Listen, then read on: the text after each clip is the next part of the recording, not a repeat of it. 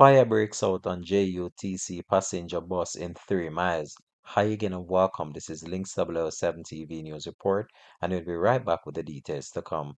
Welcome to Links 007 TV News Report, providing you with the best in local and international news updates.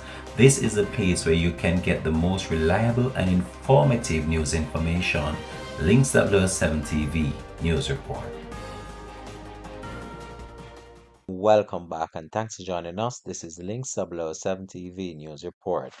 Officials of the Jamaican Urban Transit Company, the JUTC, have launched an investigation to find out the cause of a fire that destroyed a double compartment state-owned bus in the vicinity of Portia Simpson Square, 3 miles to be exact, on Monday. Reports are that several passengers narrowly escaped injuries after the unit caught fire in the busy area. Information coming from sources is that the bus was transporting passengers when the driver noticed smoke coming from a section of the unit. The passengers managed to evacuate the unit while the driver tried to use a fire extinguisher to put out the blaze.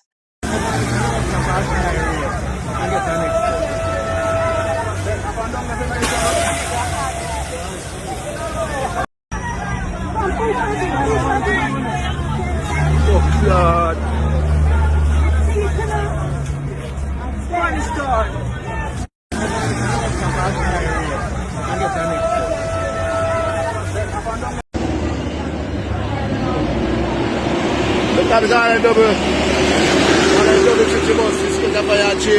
The fire department was also called and the fire was later extinguished.